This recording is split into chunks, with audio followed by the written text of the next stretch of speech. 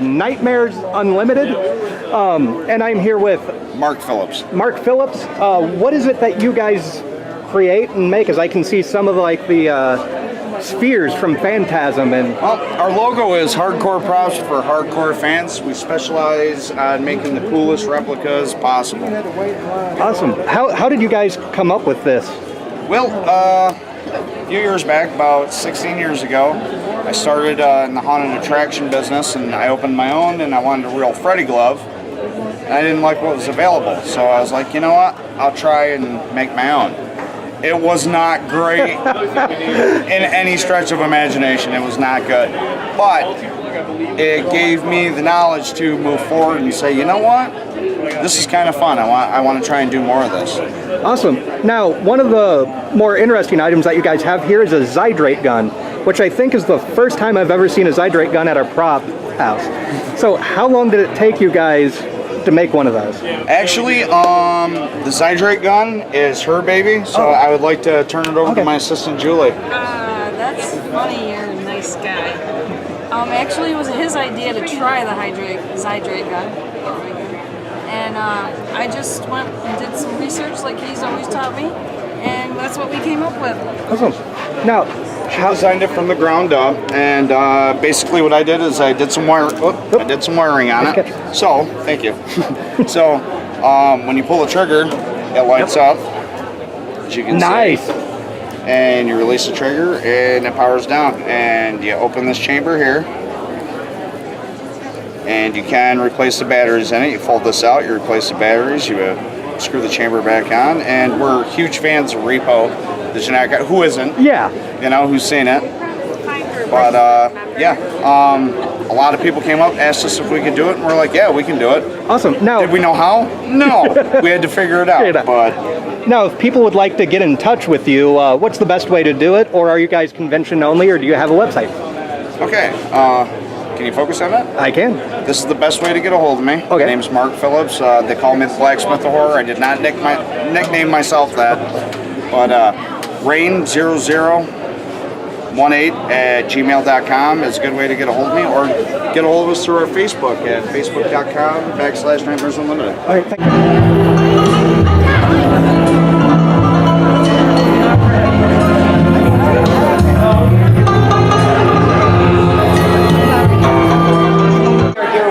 Salem and Scarlett, both who are performing with Chump Change's variety show tonight here at Horrorhound Weekend. How did both of you start with being involved with Chump Change variety? Well, I met Salem and Lita and Hamilton down in New Orleans. There was this past March. There was a big meetup show of all sorts of different people within the sideshow industry, and everyone got to shake hands and hug it out and perform for each other. That's how I met them. And then there was an opening in the last tour, so I ended up doing a March tour after that with them. And that's kind of how we all started working together. How did you get started in the aspect of being in a variety show like this? Well, I've been performing burlesque for 11 years, so it was just kind of a natural progression for me, because I was working with a lot of people who did sideshow, and then after a while they would show me how to do certain things, so I had enough practice to do them on my own and start performing with that too. How about you? Same here. I grew up on stage and did all types of performance art growing up, like dance and theater and all that type of stuff. So once I became an adult, I just worked. Yeah. And then I was bored. I was like, I'm used to being on a stage every night, or at least once a week. So then I met Lita, and she kind of took me in under her wing and showed me the burlesque and sideshow scene, and it just grew from there. How long have you been working with Hamilton? With Hamilton, I've been working with him for maybe almost 2 years now. How about you, Scarlett? Since March. Since March? Now, do you have anything you would like to promote other than the variety show tonight? Well, we're always, this is kind of just tied in with the variety show, but we're always on tour with, sometimes with Chump Change, sometimes with other groups too. So, just look for us, we'll be around. making stages uncomfortably sexy all over the country. And how can people get in contact with you if they want to find out where these shows are and who you're performing with? Probably the easiest way is to check our social media. I post about most of the shows on like Instagram or Facebook. All right, well, thank you so much for your time. All right, thank you. Ladies and gentlemen, we're here with Trick or Treat Studios and Johnny Fontana. Johnny Fontana. They create masks, and apparently they're the ones I was the most excited for. They had Ghost BC masks. They are officially licensed, correct? That is correct. And they are the only officially licensed Ghost The BC only masks. ones. So they are sold out, but can you tell us a little bit about how you guys got in touch with Ghost BC to do the... Actually, their management team got in touch with us. Oh, wow. Because we started a whole new rock and roll line. We started doing all of like Rob Zombie's movies. We started doing Alice Cooper, Motorhead. We did some Judas Priest stuff. And when their management team found out, they contacted us and to see if we would do. We have a Papa mask. We do the Papa hats. Oh, nice. And we started doing the Nameless Ghouls, and they just went out. They sold out within a couple of months. Now, what are some of the other most popular masks you guys have done? In the last couple of years, I mean, Michael Myers. I mean, the Halloween series has always been our #1 seller ever since our company started about 6 years ago. Twisty, when we started doing American Horror Story, that really took off. And we do a lot of the Ash vs. Evil Dead series, and our Walking Dead series is extremely popular. And how much do your masks usually run for? Anywhere between 50 to 70. Okay, and if people want to purchase these, where can they go and how can they get a hold of you guys? They can go to trickortreatstudios.com, or they can call us at the office at 831-713-9665 and ask for Zach or Teresa. All right, thank you so much for your time. Absolutely, my man. I am here with Mr. John Carl Buechler. No, say this is so. Really? No. Director of Friday the 13th Part 7, Ghoulies 3, and a whole bunch of other films, and he's also a very talented designer of masks. So, All animatronic characters, puppets, creature effects, prosthetics. I haven't done a whole lot of masks. okay. So, how are you today? I'm Ducky. How are you doing? I'm doing very well, thank you. Now, how did you get involved with deciding to be a designer? Well, actually, long ago, when I was but a lad of 5 years old, I saw a movie called King Kong on TV, and I loved it. As a little boy, you don't know what a special effects guy does, what an actor does, what a director does, what a cinematographer does, but I just knew I wanted to do that. And so it's been a mission from the time I was 5 years old to want to do that. And so I'm doing that. Good. Now, do you have a favorite animatronic or film you have directed? Wow. I guess Troll, which is the sort of my maiden voyage into directing. I love the movie. And I love the design of the main character as well, the troll creature. I love my Friday the 13th Part 7 Jason design. I love the Cellar Dweller as well. I'm pretty damn fickle. I mean, I love it all. So Good. And final question for you: do you have any upcoming projects you can talk about? Yeah, I've got a film called Wizard Dream that we're developing into a TV series right now, starring Malcolm McDowell, and that's coming ahead. I'm actually remaking Troll as an animated feature film, and that's going to launch into a television series. And more to come. Awesome. And if people want to get in touch with you, other than coming to conventions, how can they do that? I'm online in about a million different places. Okay. All right. Thank you so much. We are here with Robert Kurtzman, special effects creator, wizard, genius. He worked on Tusk, Yoga Hosers, which played here at Horrorhound, as well as From Dusk Till Dawn, Evil Dead 2. How are you doing today? I'm doing great, having fun. Good. Now, how did you get involved in the design business? Well, I started when I was 19. I moved to LA. I was just this kid into horror movies and discovered that, there was guys that made monsters, that I grew up watching, and decided that's what I wanted to do. So Now, how did you get, what was your first effects job? It was actually for John Buechler, who's down there. And it was a movie called Troll. Now, what was your favorite design on Troll? Well, I was a kid when I started that, and I was just learning how to do some things. And they had already started the movie when I got hired, so I was just a lab guy, basically, making molds and things like that. Do you have a favorite creation of yours? Well, Tusk. But then pretty much everything from Dusk Till Dawn. And Army of Darkness. Do you have any upcoming projects? Yeah, I have a movie that just came out called The Neighbor. It's just hitting VOD right now. Marcus Dunson directed it, who did the Collector movies.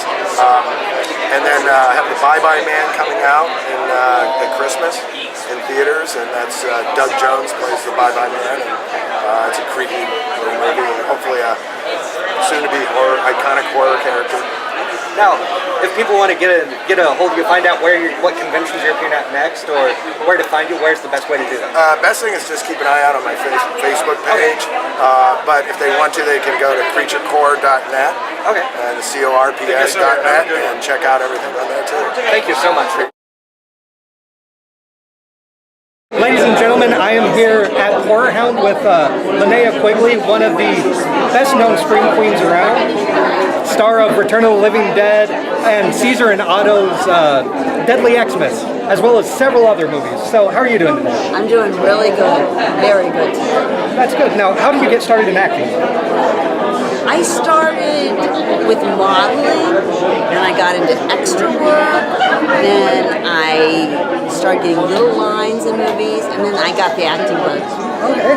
And so, from the acting bug, one of the movies that most people have probably known you from is Night of the Demons. Yes. So, how did you get the role of the ballerina, and how did you end up in the remake as the ballerina? Well, I don't get the ballerina part because it doesn't really look like a ballerina in the first one. So I don't know why they named me Ballerina Woman, but I got it because in Return of the Living Dead they liked that movie and some others that I'd done, and they gave me the part. I kept saying, I'm not going to go in and see them because they're not going to pick me, I'm not going to go in and see them, And they just said, no, you've got the part. I was like, shocked. Okay. And then, speaking of Return of the Living Dead, you were in that as Trash. Yes. Now, I'm trying to figure out how to word. What was that experience like? Very wet and cold and wet and cold and wet and cold. Yes. So, are there any upcoming projects you are working on? Yes, I'm doing my own documentary, and it's about extras, and it's already in the works. Yeah. And so, where can people find you if they want to get a hold of you, or other than conventions? Okay, they can go to my website, which is www.linnea-quigley.com, or they could Instagram, or the other one, which is, what's the other one? Twitter. Yes. Okay. There's so many. Facebook, too. Facebook. Thank you so much. I'm here with the one, the only John Dugan. He was Grandpa in the Texas Chainsaw Massacre 1 in the Texas Chainsaw 3D, and I do believe you were in at least one of the others. Next Generation. Next Generation. So how are you doing? Played a cop. I'm fine. How are you, man? Hot. But it's cool back here, so that's good. It was freezing back here yesterday. They've somehow managed to make it hot on the front and cold in the back. So, how did you get the role of Grandpa in Texas Chainsaw? Well, I could give you the long version, which isn't true, or the short, truthful version. My brother-in-law wrote it. Kim Henkel was married to my sister at the time. And I was an actor in Chicago. He was a writer in Texas. This film called me up. Okay. And then, did you ever think the role in Texas Chainsaw would be as iconic as it is? No, absolutely not. No. It was really hard to fathom. Certainly not as big as it became. I thought it'd be a drive-in thing for one season or something, and it would go away.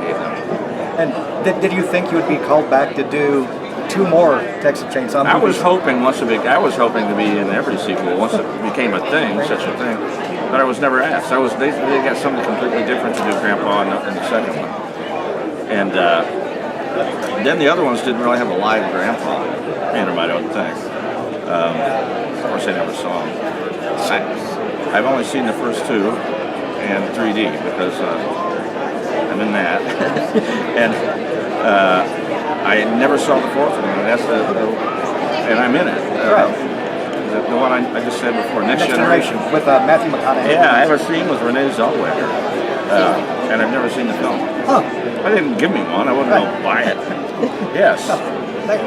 See. How did you get involved with Sherry Davis?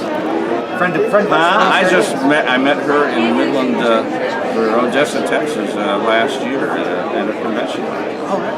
And we just became friends. Okay. Hopefully I'll work with her someday. Good. Now, if people want to get a hold of you, how can they find you? Where can they? Facebook is probably the best way to do it. All right. Well, thank you so much for your time. We appreciate it. Oh, thank you. Thank you. Harvest Moon Motion Pictures. How are you two doing today? Good, thank you. Now, since I'm assuming you're the director of most of the pictures they've done, how did you get involved with directing? I got involved with writing and directing my first feature film called Soulmate. I was a professional illusionist for 25 years and decided I wanted to do something a little different. And actually, Jessica, I was talking about an idea I had for a film, and she's like, you should write that, so I did. And we shot it, and it won multiple awards. And then after that, it's kind of like history. We started doing film after film after film after film. And I use a lot of the same actors, so there's Jessica in multiple films, several other people I use. So it's been a blast. Now, how did you two get to know each other? Magic. Magic. Not the kind of magic you guys are thinking at home. In 2007 I was looking for new people for my stage show, for my magic show. And Jessica had a degree in theater. I met her, we talked, and she started working for me as an assistant, and then became a female escape artist. And we worked together until 2011, I guess, in magic. Yeah. After our Vegas show, pretty much our last show, and then got into film. She kind of hung out. She has a degree in theater, so it worked perfect. Now, has transitioning from magic to film, has that been an easy one, or is that harder than what people would think? Magic is a precision art. Everything has to be exactly perfect. The way you shape the light to do the illusion, the way you guide the audience picture by picture on stage. Literally, it's picture moments. So it actually was a really fun transition, and they're almost hand in hand. They go together. Orson Welles is one of the first magicians to do it, and so I kind of patterned myself after what Orson Welles had done, and went the same direction. And how many films have you guys worked together again? Together on? Yeah. Or it's just films in general? Together on, or films in general? And including television horror as well. Television films, I've probably done about 8 features, 3 shorts, and several television series. Wow. She's done. That was me screaming. Together, together if you want to know what this company, I mean, I work with other people as well, right. But I started off doing theater, and like you said, my degree is in theater, so I did professional touring, and I worked doing that for a while. And then I worked in magic. For me, that was really fun, but I've always been interested in acting, so acting's always been my first love. And then I discovered acting for the camera, and during my time as doing magic, I took a class, and I found I really loved it. I love the subtlety of working in front of the camera. It's not quite as big, although I'll always love stage acting as well. But there's just something really organic and fun about it, real. It just brings you to different worlds. It's a lot of fun. I enjoy it. Now, what's your favorite feature you two have worked on together? Soulmate. That'll probably, I would say Soulmate was probably. Those are first film together. I think it's made it special.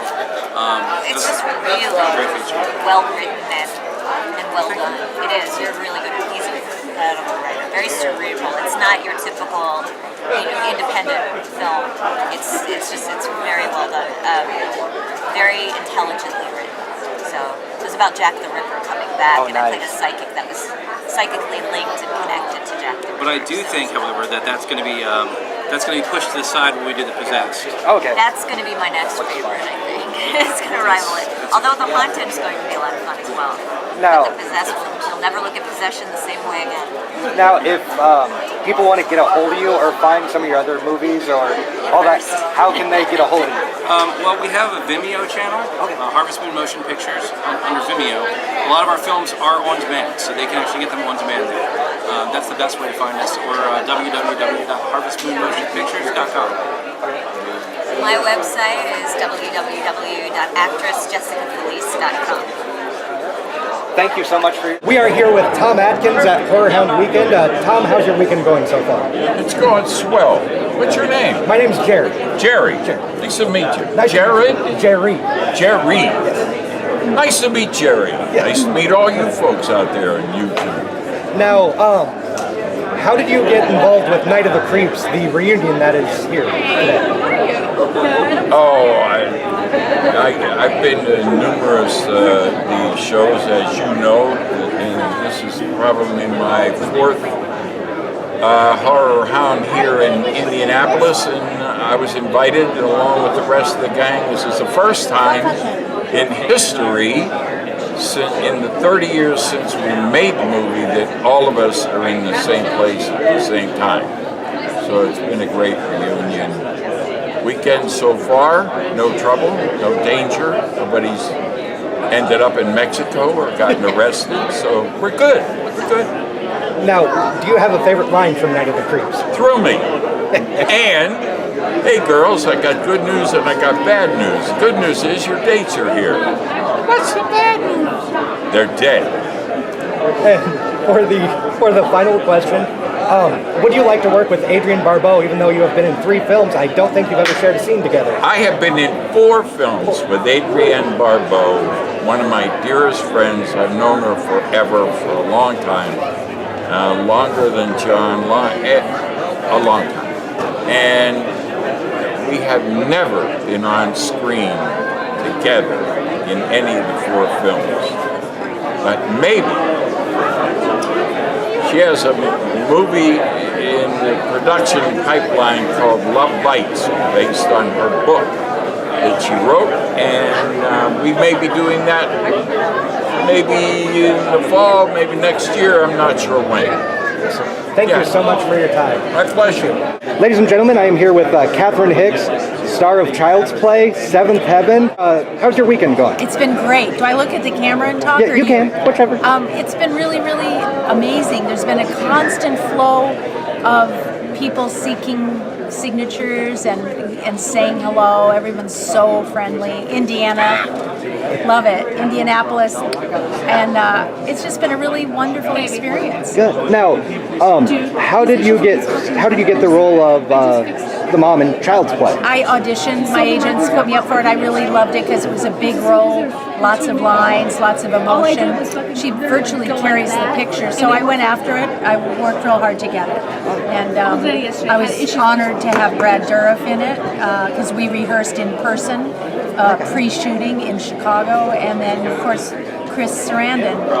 We all know him from Fright Night, Dog Day Afternoon. He's an Academy Award nominee, and then Princess Bride. So I was in really good company. Now, and then we get to LA and they say the doll, and I'm like, the doll? Do I really have to work with this doll? But then I heard this hubbub. The guy who made the doll, he's only 25 and he's really talented. It was like Kevin Yeager. And I saw him and he was so handsome. And we've been married 26 years. Now, if you were given a chance, would you come back to the Child's Play franchise? Oh, sure. We'd all, you get less snobby as you get older. You just go, hey, if they offer me something, I don't want to audition anymore. That's too stressful. But if they, I had a movie on Lifetime. It was like a little horror thing, and it was an offer, and I did it. It was fun. Thank you so much for your time.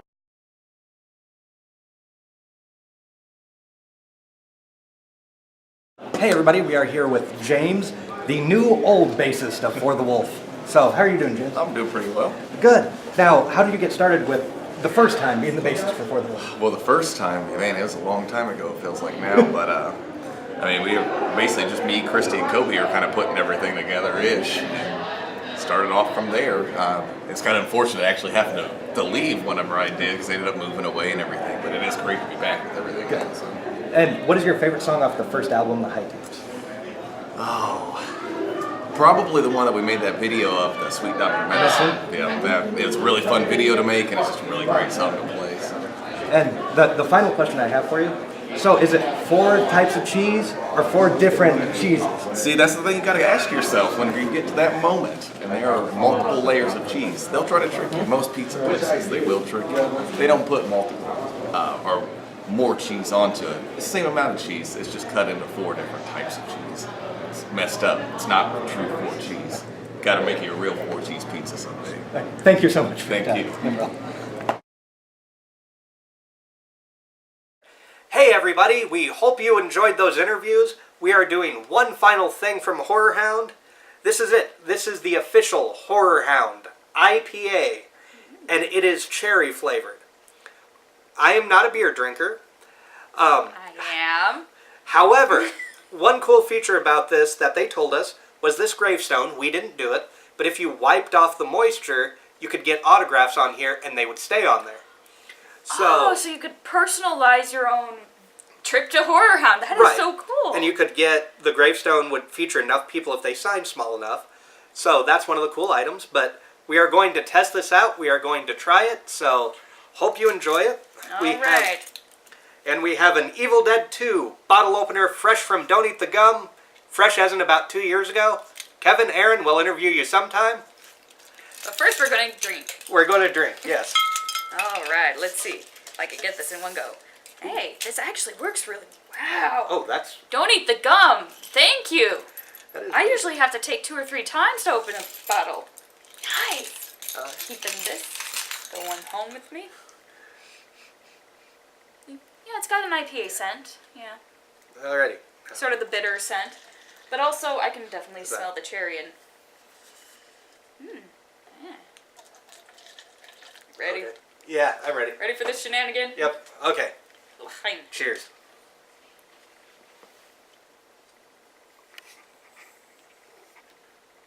Ooh. Yeah. Ooh. It's actually a decent IPA. It is. It's... And it's got a kick at the end, too, which is nice. Like a sour kick? Yeah. Was it sour cherry or just cherry? Just cherry. Just cherry from what I understood. Here, let me read this side. Yeah, I'm not seeing anything about it saying cherry, but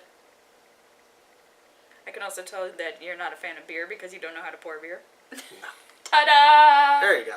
Better than Hillary Clinton. Oh, jeez. Have you seen that picture? Go look it up. It's hilarious.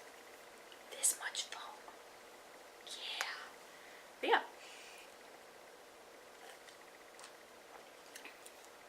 yeah. Yeah. Now that I'm drinking more that's not on the top. Yeah, it's smoothed out, not as bitter. Like, I can still taste the IPA flavor, but also I can taste the cherry as I'm drinking it, and then you get the finish with the bitter. And honestly, I could kind of drink this probably less than refrigerator cold. Because bad thing about IPAs, for all those kids out there who don't drink beer, Jerry, cheesy. IPA, once it gets to room temperature, sort of gets really sour/bitter, kind of go, This has it, but honestly, if this got closer to room temperature, I'd be able to drink it because it's not too bitter.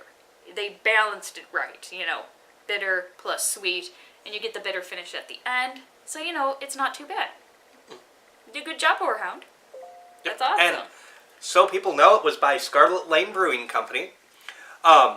Now, if you are in the Cincinnati area, and I believe a few places in Indianapolis, you can find Horrorhound IPA on tap. I don't know the exact places, but I know select places in Cincinnati, since that's Horrorhound's base, and select places in Indianapolis. So, I like it.